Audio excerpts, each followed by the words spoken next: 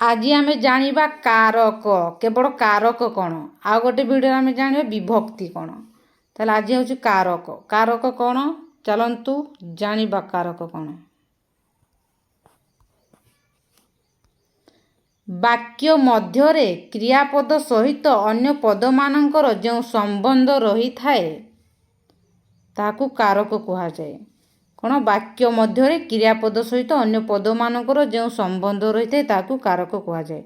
गोटे वाक्य क्रियापद थिबो से क्रियापद सहित अन्य पद मानकर संबंध थिबो ताहले ताकू कारक कहिबा बा कहा जाए। चलंतु देखिबा उदाहरण। ये होछि उदाहरण। राजा प्रभातरे भिक्षुक मानकु राजकोषरु सहस्तरे गाई गुड़ी को दान कले। राजा कौन कले ना प्रभातरे भिक्षुक मानकु राजकोषरु सहस्तरे गाई गुड़ी को दान कले। ताहले एठार दान कले होछि क्रियापद। दान कले क्रियापद सहित अन्य पद मानकर संबंध रही। राजा गोटे पद, प्रभातरे गोटे पद, भिक्षुक मानकु गोटे पद, राजकोषरु गोटे पद, हस्तरे गाई गुड़ी को दान कले। ए सबु मान गोटे गोटे पद। ताहले दान कले क्रियापद सहित अन्य पद माने संबंध रखिछंती। तेणु यह होछि गोटे कारक। ताहले की प्रकार कारक एठी रहिछि। कर्ता कारक रहिछि। राजा होछंती से निजे कर्ता, से निजे करूछंती तेणु राजा होछंती कर्ता। राजा होछंती कर्ता। किए गाई गुड़ी को, गाई गुड़ी को यह होछि कर्म। कौन दान कले ना गाई गुड़ी को। ताहले गाई गुड़ी को कौन हबो कर्म हबो। कर्म पद बा कर्म कारक। करण कारक सहस्तरे कहा द्वारा दान कले सहस्तरे दान कले तेणु से होछि करण कारक। जहाँ साहाय्य क्रिया साधित हुए ताकू करण कारक कहा जाए। जेहेतु जहाँ साहाय्य क्रिया साधन हुए ता होछि करण कारक तेणु सहस्तरे ताकर काम करूछंती तेणु या होछि करण कारक बा करण पद। तापर संप्रदान कारक बा संप्रदान पद किए भिक्षुक मानंकु, भिक्षुक मानंकु, भिक्षुक मानंकु या होछि संप्रदान कारक। भिक्षुक मानंकु सम्यक रूपे दान कले तेणु होछि संप्रदान कारक। राजकोषरु, राजकोषरु होछि उपादान कारक। केउ ठारू दान कले राजकोषरु तेणु होछि उपादान कारक। विच्छिन्न हेबा जणा गले उपादान कारक होइथाय। अधिकरण कारक प्रभातरे। राजा होछि कर्ता, राजा होछंती कर्ता। प्रभातरे, प्रभातरे होछि अधिकरण। समय बा स्थान को बुझाइले आमर अधिकरण पद होइथाय बा कारक होइथाय। समय बा स्थान को बुझाइले अधिकरण कारक बा पद होइथाय। तार केते बेले प्रभातरे बुझौछि तेणु होछि अधिकरण कारक बा पद। तब भिक्षुक मानंकु, भिक्षुक मानंकु संप्रदान कारक। सम्यक रूपे जहाँ को दान करा जाए और ताकू फेरे अणा जाए नहीं ताकू संप्रदान कारक कहा जाए। जेमति कि आम दरजी को सिलाई करबा पई देई थाउ किंतु ताकू आनी आसु किंतु भिक्षुक मानकु दान करबा जिंस को आम नहीं आसु ना तेणु होछि सम्यक रूपे दान करा जाउछि तेणु होछि संप्रदान कारक। राजकोषरु उपादान कारक। केठारु राजकोषरु विच्छिन्न हेबा जणा गले उपादान कारक हुए। राजकोषरु विच्छिन्न होई भिक्षुक मानकु दान करा जाउछि तेणु या होछि विच्छिन्न होउछि तेणु अलगा होउछि तेणु राजकोषरु या होछि उपादान कारक। तापरे सहस्तरे या होछि करण कारक। सहस्तरे दान कले कहा साहाय्य दान कले सहस्तरे जहाँ साहाय्य क्रिया साधन हुए से होछि करण कारक। सहस्तरे होछि करण कारक। गाई गुड़ी को, गाई गुड़ी को होछि कर्म। गाई गुड़ी को होछि कर्म। ताहले बुझा पड़थिबो राजा होछंती कर्ता, प्रभातरे होछि अधिकरण कारक बा पद, भिक्षुक मानंकु होछि संप्रदान, राजकोषरु होछि उपादान, सहस्तरे होछि करण, गाई गुड़ी को कर्म। राजा होछंती कर्ता, दान कल होछि क्रियापद। ताहले आम जानिले जे क्रियापद दान कले क्रियापद सहित अन्य पद मानकर संबंध रही तेणु होछि कारक बा क्रियापद सहित अन्य पद मानकर जो संबंध रहिबो बा थिले ताको आमे कारक कहिबा। ଏହି ସମ୍ବନ୍ଧ, ଏଇ ଯେଉଁ ଆମର ସମ୍ବନ୍ଧ କେତେ ପ୍ରକାରର? 6 ପ୍ରକାର ଆମେ ଦେଖିଲେ, ହଁ କି ନାହିଁ? এই ସମ୍ବନ୍ଧ ଆମେ କେତେ ପ୍ରକାର ଦେଖିଲେ? 6 ପ୍ରକାର। କର୍ତ୍ତା, କର୍ମ, କରଣ, କର୍ତ୍ତା, କର୍ମ, କରଣ, ସମ୍ପ୍ରଦାନ, ଉପାଦାନ, ଅଧିକରଣ। କର୍ତ୍ତା କାରକ। କର୍ତ୍ତା କାରକ କାହାକୁ କୁହାଯାଏ? କ୍ରିୟା ଯେ ସମ୍ପାଦନ କରେ, କରାଏ ଅଥବା ଯାହା ସମ୍ବନ୍ଧରେ କୌଣସି କ୍ରିୟା କୁହାଯାଏ ତାହା କର୍ତ୍ତା କାରକ। କ୍ରିୟା ଯେ ସମ୍ପାଦନ କରେ, କରାଏ ଅଥବା ଯାହା ସମ୍ବନ୍ଧରେ କୌଣସି କ୍ରିୟା କୁହାଯାଏ ତାହା ହେଉଛି କର୍ତ୍ତା କାରକ। ଉଦାହରଣ ସହିତ ବୁଝିବା। ବିବେକାନନ୍ଦ ଆମେରିକାରେ ଅଯଶିନୀ ଭାଷଣ ଦେଇଥିଲେ। ତାହେଲେ ଏଠି କ୍ରିୟା କିଏ ସମ୍ପାଦନ କରୁଛନ୍ତି? ବିବେକାନନ୍ଦ। ଖରାଦିନେ ପଣସ ପାଚେ। ପଣସ କ୍ରିୟା ଯାହା ବିଷୟରେ କୁହାଯାଏ ସେଠି କର୍ତ୍ତା କାରକ ହୋଇଥାଏ। ତାହେଲେ ପଣସ ହେଉଛି ଏଠି କର୍ତ୍ତା। ରାଜା ପୁରୋହିତଙ୍କ ଦ୍ୱାରା ଯଜ୍ଞ କରାଉଛନ୍ତି। କ୍ରିୟା ଯିଏ ସମ୍ପାଦନ କରେ ବା କରାଏ ବା ଯାହା ବିଷୟରେ କୁହାଯାଏ ସେ ହେଉଛି କର୍ତ୍ତା କାରକ। ତାହେଲେ ରାଜା କ'ଣ କରୁଛନ୍ତି? ପୁରୋହିତଙ୍କ ଦ୍ୱାରା ଯଜ୍ଞ କରାଉଛନ୍ତି। ତାହେଲେ କ୍ରିୟାଟା କରାଉଛନ୍ତି ସେମାନେ, ତେଣୁ ସେ ହେଉଛନ୍ତି କର୍ତ୍ତା। କ୍ରିୟା ଯିଏ ସମ୍ପାଦନ କରିବ, କରାଇବ, ଯାହା ବିଷୟରେ କୁହାଯିବ ସେ ହେଉଛି କର୍ତ୍ତା କାରକ। କର୍ତ୍ତା ନିଜେ କ୍ରିୟା ସମ୍ପାଦନ ନ କରି ଅନ୍ୟ ଦ୍ୱାରା କରାଏ ତାକୁ ପ୍ରଯୋଜକ। ଅନ୍ୟ ଦ୍ୱାରା ଯିଏ କରାଇବ ସିଏ ପ୍ରଯୋଜକ। ଯାହା ଦ୍ୱାରା କରାଏ ତାକୁ ପ୍ରଯୋଜ୍ୟ। ଯାହା ଦ୍ୱାରା କରାଏ ସେ ପ୍ରଯୋଜ୍ୟ କର୍ତ୍ତା। ପ୍ରଯୋଜକ କର୍ତ୍ତା। କର୍ତ୍ତା କାରକ ପୁଣି 2 ପ୍ରକାର। କ'ଣ? କର୍ତ୍ତା କାରକ ପୁଣି 2 ପ୍ରକାରର। ପ୍ରଯୋଜକ କର୍ତ୍ତା, ପ୍ରଯୋଜ୍ୟ କର୍ତ୍ତା। ତାହେଲେ ଯିଏ କ୍ରିୟା ସମ୍ପାଦନ ନ କରି ଅନ୍ୟ ଦ୍ୱାରା କରିବ ସେ ପ୍ରଯୋଜକ, ଆଉ ଯିଏ କରିବ ଯାହା ଦ୍ୱାରା କରାଯାଉଥିବ ସେ କର୍ତ୍ତା ନିଜେ କ୍ରିୟା ସମ୍ପାଦନ ନ କରି ଅନ୍ୟ ଦ୍ୱାରା କରାଇଲେ ପ୍ରଯୋଜକ, ଯାହା ଦ୍ୱାରା କରାଯାଏ ତାକୁ ପ୍ରଯୋଜ୍ୟ କର୍ତ୍ତା। ଯେମିତି ରାଜା ପୁରୋହିତଙ୍କ ଦ୍ୱାରା ଯଜ୍ଞ କାର୍ଯ୍ୟ କରାଉଥିଲେ, ତାହେଲେ ରାଜା ହେଉଛନ୍ତି ପ୍ରଯୋଜକ, ଯେହେତୁ ସେ କ୍ରିୟା ସମ୍ପାଦନ ନ କରି ଅନ୍ୟ ଦ୍ୱାରା କରାଉଛନ୍ତି। ରାଜା ପୁରୋହିତଙ୍କ ଦ୍ୱାରା ଯଜ୍ଞ କାର୍ଯ୍ୟ କରାଉଛନ୍ତି, ତାହେଲେ ରାଜା ନିଜେ କ୍ରିୟା ସମ୍ପାଦନ ନ କରି ଅନ୍ୟ ଦ୍ୱାରା କରାଉଛନ୍ତି, ତେଣୁ ରାଜା ହେଉଛନ୍ତି ପ୍ରଯୋଜକ କର୍ତ୍ତା। ଯାହା ଦ୍ୱାରା କରାଯାଏ ତାକୁ ପ୍ରଯୋଜ୍ୟ କର୍ତ୍ତା। ପୁରୋହିତଙ୍କ ଦ୍ୱାରା କରାଯାଉଛି ଯଜ୍ଞ କାର୍ଯ୍ୟ, ତେଣୁ ପୁରୋହିତମାନେ ହେଉଛନ୍ତି ପ୍ରଯୋଜ୍ୟ କର୍ତ୍ତା। ନିମ୍ନଲିଖିତ ବାକ୍ୟଗୁଡ଼ିକୁ ଲକ୍ଷ୍ୟ କର। ଶାନ୍ତି ଶୃଙ୍ଖଳା ରକ୍ଷା କର। ଏଠାରେ କର୍ତ୍ତା କିଏ ଦେଖାଯାଉନାହାନ୍ତି। ମନ ଦେଇ ପାଠ ପଢ଼।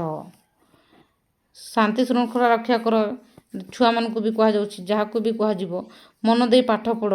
ଯିଏ ପଢ଼ୁଥିବ ତାକୁ କୁହାଯିବ। ନିଷ୍ଠା ରଖି କାର୍ଯ୍ୟ କର। ଯିଏ କାର୍ଯ୍ୟ କରୁଥିବ ତାକୁ କୁହାଯାଉଥିବ। ବାଟ ଦେଖି ଚାଲ। ଯିଏ ଚାଲୁଥିବ ତାକୁ କୁହାଯାଉଥିବ। ତାହେଲେ ଏଠି କର୍ତ୍ତା କିଛି ଦେଖାଯାଉନାହାନ୍ତି। ଉହ୍ୟ ସେ ଆଉ ଦେଖାଯାଉନାହାନ୍ତି। ନିମ୍ନଲିଖିତ 4 ଗୋଟି ବାକ୍ୟରେ କର୍ତ୍ତା ଉହ୍ୟ ରହିଅଛି। ଏଠାରେ କର୍ତ୍ତାଟି ହେଉଛି ତୁମେ। ଭାଷାରେ ସାଧାରଣତଃ ଆଦେଶାତ୍ମକ ବାକ୍ୟରେ କର୍ତ୍ତାର ଅନୁପସ୍ଥିତି ଦେଖିବାକୁ ମିଳେ। ଆଦେଶ, ଯେତେବେଳେ ଆମେ ଆଦେଶ ଦେଉ ସେତେବେଳେ କର୍ତ୍ତାର ଅନୁପସ୍ଥିତି ଦେଖିବାକୁ ମିଳିଥାଏ। କର୍ତ୍ତା ଭାବରେ ବିଶେଷ୍ୟ, ବିଶେଷଣ, ସର୍ବନାମ, ଖଣ୍ଡବାକ୍ୟ ଓ ବାକ୍ୟାଂଶ ମଧ୍ୟ ବ୍ୟବହୃତ ହୋଇପାରନ୍ତି। ଯଥା ବିଶେଷ୍ୟ ନାଉନ୍। କପିଳେନ୍ଦ୍ର ଦେବ ଏକ ବିଶାଳ ରାଜ୍ୟ ପ୍ରତିଷ୍ଠା କରିଥିଲେ। କପିଳେନ୍ଦ୍ର ଦେବ ହେଉଛନ୍ତି ଏଠାରେ ବିଶେଷ୍ୟ। ବିଶେଷଣ, ବିଶେଷ୍ୟକୁ ବିଶେଷଣ କରିଥାଏ। ଗୁଣବନ୍ତ ସମସ୍ତଙ୍କର ଆଦରର ପାତ୍ର ହୋଇଥାଏ। ଆଦରର ପାତ୍ର ବୋଲି ବିଶେଷଣ କରିଛି। ତାହେଲେ ବିଶେଷଣ ହେଉଛି ଗୁଣବନ୍ତ। नाउन के बारे में बताता है। एडजेक्टिव नाउन के बारे में बदଳରେ ବସିଥାଏ। ସର୍ବନାମ ବିଶେଷ ବଦଳରେ ବସିଥାଏ। କପିଳେନ୍ଦ୍ର ଦେବ ଯେକୌଣସି ଲୋକଙ୍କ ବଦଳରେ ବସିଥାଏ। ସର୍ବନାମ ବିଶେଷ ବଦଳରେ ବସିଥାଏ। ସେ ଅତ୍ୟନ୍ତ ସ୍ୱାଭିମାନୀ ଥିଲେ। ସେ ଏଠାରେ ସର୍ବନାମ। ଖଣ୍ଡବାକ୍ୟ, କାଲି ଖେଳ ହେବ କି ନାହିଁ ବର୍ଷା ଉପରେ ନିର୍ଭର କରେ। ଯେହେତୁ ବାକ୍ୟଟି ପୂର୍ଣ୍ଣ ହୋଇପାରୁନାହିଁ ତେଣୁ ଏହା ହେଉଛି ଖଣ୍ଡବାକ୍ୟ।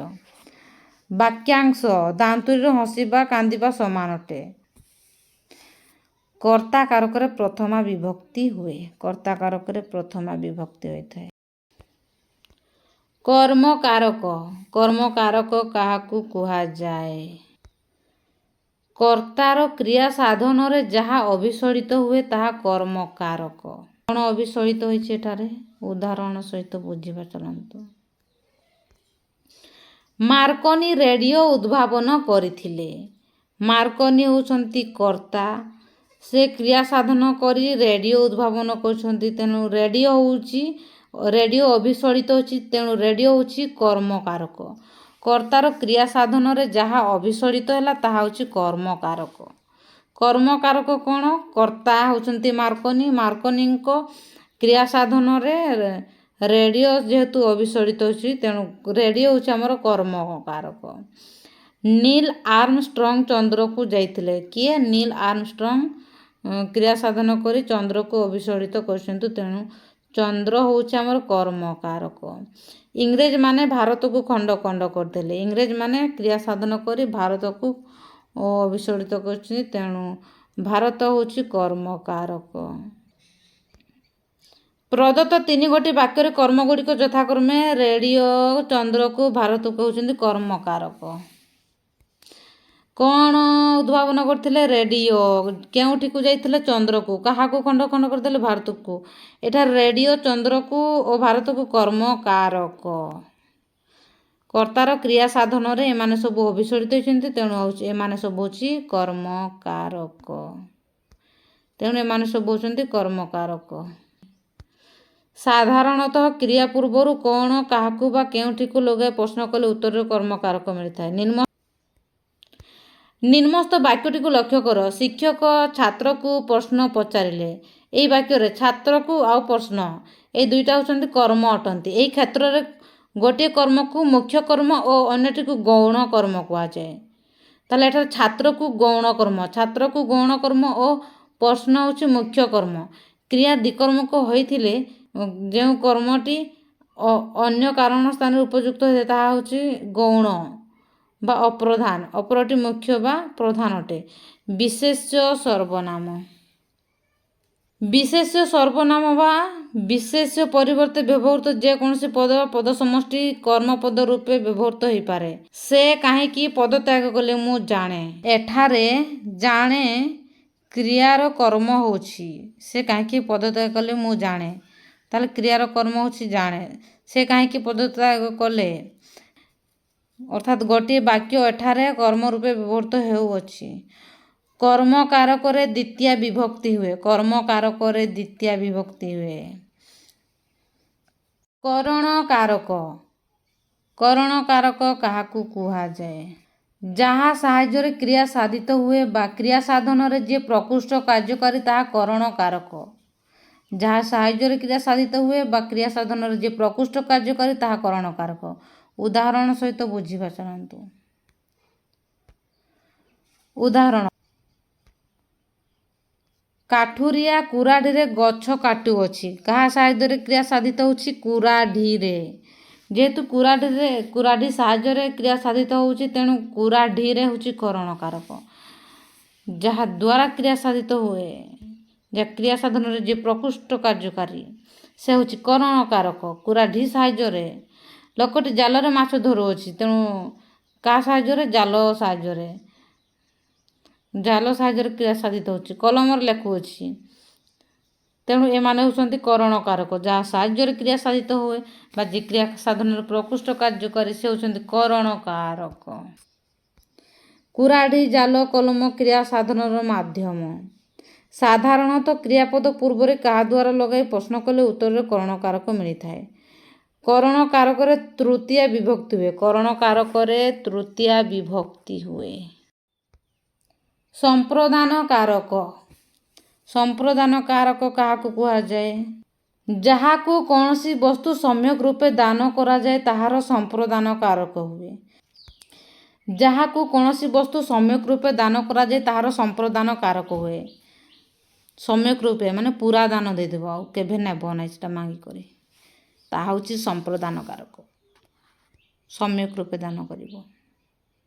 ଏତିକି ଉଦାହରଣ: ରାଜା ଦରିଦ୍ରମାନଙ୍କୁ ଅନ୍ନ ଦାନ କଲେ।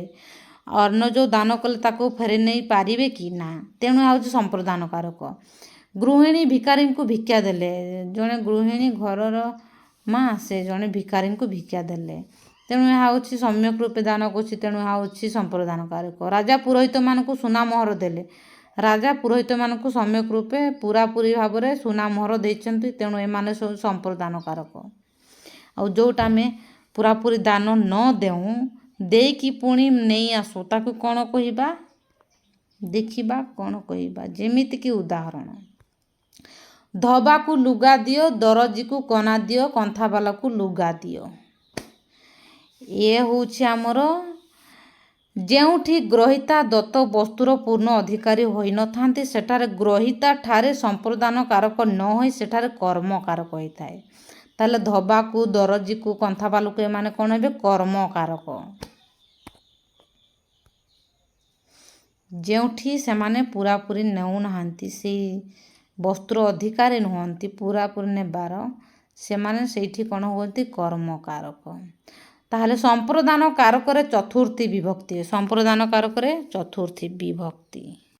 अपादान कारक अपादान कारक काहाकू कुहा जाए क्रिया द्वारा गोटे वस्तु अन्य वस्तुठारु विच्छिन्न हेबा जणा गले जेउ वस्तुठारु विच्छिन्न हुए तार अपादान कारक होइथाए।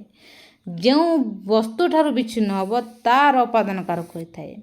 ताले उदाहरण गछरु अपादान कारक कहले में विच्छिन्न हेबा जणा गले शॉर्टकट मन रखिबा गछरु पत्र पड़िला कौठु गछरु ताले जेउ वस्तुठारु से विच्छिन्न हबो तार अपादान कारक गछरु।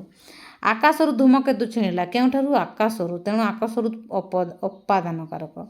पर्वतरु पत्थर खसिला केउठारु पर्वतरु तेणु जाहाठारु जेउ वस्तुठारु विच्छिन्न हुए ताहार अपादान कारक हेगला। ताले गछरु आकाशरु पर्वतरु एमाने अपादान कारक। एही अपादान कारक पुणी केते प्रकार पुणी अपादान कारक केते प्रकार रहिछि केवल जे विच्छिन्न हेले आमे अपादान कहिबा नाही गोटे प्रकार विच्छिन्न होउ नाही केते प्रकार विच्छिन्न उत्पत्ति माने उत्पत्ति जेंटु सृष्टि होछि उत्पत्ति जेउठा आमे जिनिस बनाउछु उत्पत्ति विरति आरंभ रक्षा मुक्ति अंतर्धान पराजय इत्यादि अर्थरे मध्ये अपादान कारक होइथाए। ताले उत्पत्ति अर्थरे अपादान कारक कौन क्षीररु घीओ बाहरे क्षीररु से विच्छिन्न होई घीओ रे परिणत होछि तेणु उत्पत्ति अर्थरे या होछि हमर अपादान कारक क्षीररु घीओ बाहरे ये होछि उत्पत्ति अर्थरे अपादान कारक। विरति अर्थरे अपादान कारक विरति हेबा श्रमिक माने आंदोलनरु विरत हेले आंदोलनरु देशरु आंदोलनरु सेमाने विरत हेले तेणु आंदोलनरु जेउठु विच्छिन्न होउछन्ति ना आंदोलनरु सेमाने विच्छिन्न होउछन्ति ना तेणु एहा होछि विरति अर्थरे अपादान कारक हबो आंदोलनरु। आरंभरु खजुरी गछ मूड़रु पाहाच मूड़रु जेहेतु पाहाच होई जाउछि तेणु जेउ ठारू होउछि ना त मूड़रु ताहले होउछि अपादान कारक। आरंभ अर्थरे अपादान कारक। रक्षा अर्थरे अपादान कारक। श्रीकृष्ण पांडव मानक अनेक विपदरु रक्षा करथिले विपदरु केउथिरु ना विपदरु जेउ ठारू विच्छिन्न होउछि जेउ ठारू एहा होउछि सेई ठारू हमर अपादान कारक होउछि रक्षा अर्थरे अपादान कारक विपदरु। तापरे कौन रही मुक्ति अर्थरे अपादान कारक 1947 मसीह भारत पराधीनटारू मुक्ति लाभ है ताले पराधीन आम जेहेतु जो ठारू विच्छिन्न हो जेहेतु आम पराधीन आज स्वाधीनता लाभ कर तेणु पराधीनटारू हूँ मुक्ति अर्थरे अपादान कारक। अंतर्धान अर्थरे अपादान कारक माया बल असुर मैंने सम्मुखर अंतर्निहित हो पारती ताले अंतर्धान अर्थरे सम्मुखर ये हूँ आमर अपादान कारक। पराजय अर्थरे अपादान कारक गुरु शिष्य ठारू पराजित हेले खुशी होती गुरु शिष्य ठारू पराजित हेले खुशी होती गुरु माने कौन होती खुशी जेते बड़े शिष्य ठारू से माने पराजित होती गुरु शिष्य ठारू पराजित हेले खुशी होती ताले शिष्य ठारू विच्छिन्न होउछन्ति ना तेणु पराजय अर्थरे शिष्य ठारू यह हूँ अपादान कारक। अपादान कारक पंचमी विभक्ति हुए अपादान कारक पंचमी विभक्ति। अधिकरण कारक क्या कहुए କ୍ରିୟା ଯେଉଁ ସ୍ଥାନରେ ବା ଯେଉଁ ସମୟରେ ସାଧିତ ହୁଏ ସେହି ସମୟର ବା ସ୍ଥାନର ଅଧିକରଣ କାରକ ହୋଇଥାଏ। ଗଛରେ ପକ୍ଷୀଟି ବସିଛି। କ୍ରିୟାଟି ଗଛ ସ୍ଥାନରେ ସାଧିତ ହେଉଛି। ଗଛରେ ପକ୍ଷୀଟି ବସିଛି ବା ସମୟରେ ସାଧିତ ହେଲେ ଅଧିକରଣ କାରକ ହୋଇଥାଏ। ଯେହେତୁ ଗଛରେ କ୍ରିୟାଟି ସାଧିତ ହେଉଛି ସ୍ଥାନରେ ସାଧିତ ହେଉଛି, ତେଣୁ ଗଛରେ ହେଉଛି ଅଧିକରଣ କାରକ, ସ୍ଥାନାଧିକରଣ କାରକ। ପୂର୍ଣ୍ଣମୀରେ ପୂର୍ଣ୍ଣଚନ୍ଦ୍ର ଦେଖାଯାଏ। ସମୟରେ ସାଧିତ ହେଉଛି। ପୂର୍ଣ୍ଣମୀ ସମୟରେ ପୂର୍ଣ୍ଣଚନ୍ଦ୍ର ଦେଖାଯାଏ। ଯେହେତୁ ଏହା ପୂର୍ଣ୍ଣମୀ ସମୟରେ ସାଧିତ ହେଉଛି, ତେଣୁ ହେଉଛି ଅଧିକରଣ କାରକ। ତାହେଲେ ପୂର୍ଣ୍ଣମୀରେ ହେଉଛି ଅଧିକରଣ କାରକ। ଏଠାରେ ବସିଛି, ବସିଛି, ଏହି ବସିଛି କ୍ରିୟାର ସ୍ଥାନ ହେଉଛି ଗଛ। ପୂର୍ଣ୍ଣଚନ୍ଦ୍ର ଦେଖାଯାଏ, ଦେଖାଯାଏ କ୍ରିୟାର ସ୍ଥାନ ହେଉଛି ପୂର୍ଣ୍ଣମୀ। ତାହେଲେ ସମୟ ବା ସ୍ଥାନକୁ ତ ବୁଝେଇଲା, ତେଣୁ ଏହା ହେଉଛି ଅଧିକରଣ କାରକ। ଏହି ଅଧିକରଣ କାରକ ପୁଣି ଦୁଇ ପ୍ରକାରର। ଏହି ଦୃଷ୍ଟିରୁ ଅଧିକରଣ କାରକ ଦୁଇ ଭାଗରେ ବିଭକ୍ତ। ସ୍ଥାନାଧିକରଣ ବା ଆଧାରାଧିକରଣ। ସ୍ଥାନାଧିକରଣ ବା ଆଧାରାଧିକରଣ ଆଉ ସମୟକୁ କାଳାଧିକରଣ। ଯେଉଁ ପଦ ଦ୍ୱାରା କ୍ରିୟାର ସ୍ଥାନ ସୂଚିତ ହୁଏ, ସ୍ଥାନକୁ ସୂଚିତ ହେଲେ ସ୍ଥାନାଧିକରଣ ବା ଆଧାରାଧିକରଣ। ସ୍ଥାନକୁ ସୂଚିତ ହେଲେ ସ୍ଥାନାଧିକରଣ ବା ଆଧାରାଧିକରଣ ହୁଏ। ମାଠିଆରେ ଜଳଉଛି, ମାଠିଆରେ ହେଉଛି ଆମର ସ୍ଥାନାଧିକରଣ ବା ଆଧାରାଧିକରଣ। ଆଉ ଯେଉଁ ପଦ ଦ୍ୱାରା କ୍ରିୟା ଯେଉଁ ସମୟରେ ସାଧିତ ହୁଏ, ତାହା ସମୟରେ ସାଧିତ ହୁଏ ବା ହେଲା ବୋଲି ଜଣାଯାଏ, ତାହା କାଳାଧିକରଣ ହୁଏ।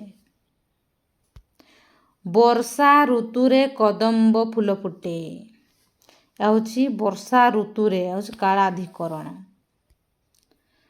ଆଧାରାଧିକରଣ, ଆଧାରାଧିକରଣ, ସ୍ଥାନାଧିକରଣ, ଏହା ପୁଣି ତ୍ରିବିଧ ପ୍ରକ୍ରିୟା। ସ୍ଥାନାଧିକରଣ ବା ଆଧାରାଧିକରଣ, ଏହା ତ୍ରିବିଧ ପ୍ରକ୍ରିୟା କ'ଣ ରହିଛି? ଐକଦେଶୀୟ ଆଧାରାଧି ସ୍ଥାନାଧିକରଣ କାରକ। ଗଛରେ ଫୁଲ ଫୁଟିଛି, ଗଛରେ ବହୁତ ବହୁତ ବର୍ଷ ଧରି ସେ ଚାଲି ଆସୁଥିବ। ଐକଦେଶୀୟ ଆଧାରାଧି ସ୍ଥାନାଧିକରଣ କାରକ ଗଛରେ। ବୈଷୟିକ ଆଧାରାଧିକରଣ, ବୈଷୟିକ ବୁଢ଼ା ବୟସ ମଧ୍ୟ। ବିନୟ ବାବୁ ବ୍ୟାକରଣରେ ପ୍ରବୀଣ। ବୁଢ଼ା ହେଲେ ମଧ୍ୟ ତୁମେ ପ୍ରବୀଣ ଥିଲେ, ତାହାକୁ ବୈଷୟିକ ଆଧାରାଧିକରଣ କୁହାଯାଏ।